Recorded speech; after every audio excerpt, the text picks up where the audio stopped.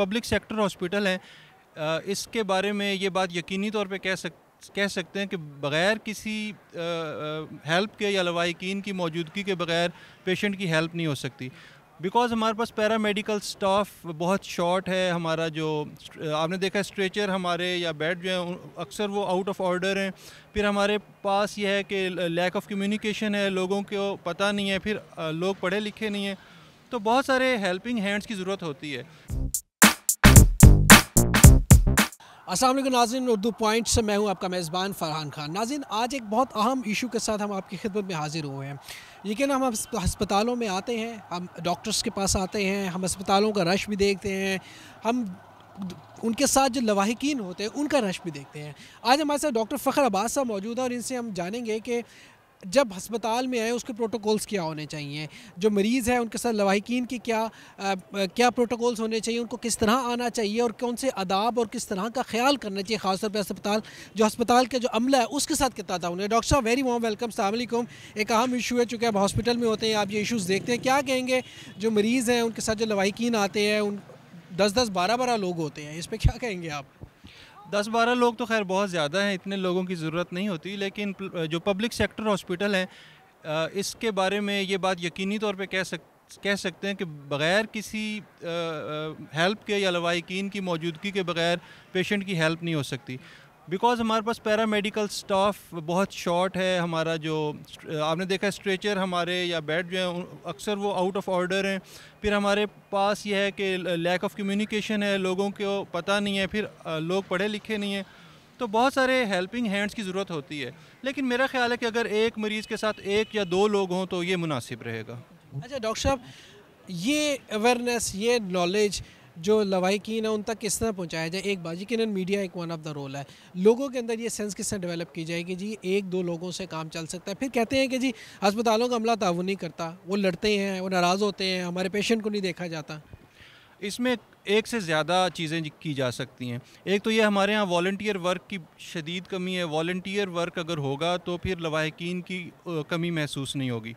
तो वॉलंटियर्स जो हैं वो पेशेंट को एक जगह से दूसरी जगह ले जा सकते हैं और लवाहिकीन को भी गाइड कर सकते हैं। मीडिया का तो बहुत ही अहम रोल है। अगर मीडिया पे आप डेंगू की अवेयरनेस, एड्स की अवेयरनेस, सिगरेट नोशी और बाकी बीमारियों की अवेयरनेस फैला सकते हैं, तो अस्पताल के आदाब और इन चीज़ों की अवेयरनेस भी दे सकते हैं।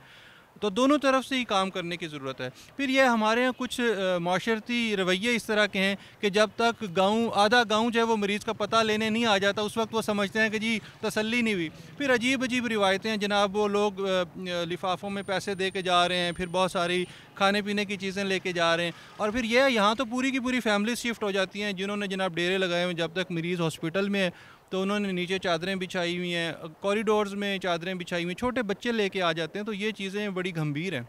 अच्छा सर, ये जो एक इंटरेक्शन होता है मरीज़ का यकीनन डॉक्टर के साथ और फिर लवाहिकीन के साथ, फिर लवाहिकीन का जो एक मिजाज होता है, आप ठीक कह रहे हैं, बहुत ज़्यादा ये जम गफ़ीर इकट्ठा हो जाता है। अब हस्पताल इंतज़ामिया यकीनन उनमें से बहुत से लोग देख रहे होंगे, उनको कितना बर्दाश्त का मुज़ाहरा करना होगा और किस तरह ट्रीट करना होगा आपके ख़्याल में इन लोगों को जो आते हैं आवाम ख़ास तौर पे? बेशक इसमें ना बहुत ज़्यादा बर्दाश्त की ज़रूरत है और बहुत ज़्यादा स्किल्स की ज़रूरत है। आप जनाब बहुत अच्छे कम्युनिकेटर हों, आपके अंदर सब्र का बहुत अच्छा मादा हो, आपका इखलाक अच्छा हो, आप हर किसी को स्माइलिंग फेस के साथ मिल रहे हो, ये यकीनी तौर पे हमारी बुनियादी ट्रेनिंग का हिस्सा होना चाहिए।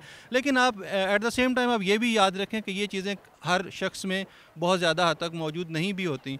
तो इसलिए मैं तो समझता हूँ कि बहुत ही ये नई जनरेशन के लिए बड़ा सब्र आज़मा काम है कि जनाब जहाँ उन्होंने गिनती भी जो है वो अंग्रेज़ी में सीखी हुई है, उर्दू और पंजाबी उनको बिल्कुल नहीं आती, वो आम लोगों के साथ किस तरह से इंटरेक्ट कर पाएंगे। अच्छा डॉक्टर साहब, लास्टली एक अहम क्वेश्चन जो मैं अक्सर डॉक्टर्स से पूछता हूँ और आपसे भी पूछना चाहूँगा कि पेट में दर्द होती है तो गवर्नमेंट हॉस्पिटल की तरफ आ जाते हैं, टांग में हल्की सी को खिंच पड़ी तो गवर्नमेंट हॉस्पिटल की तरफ आ जाते हैं।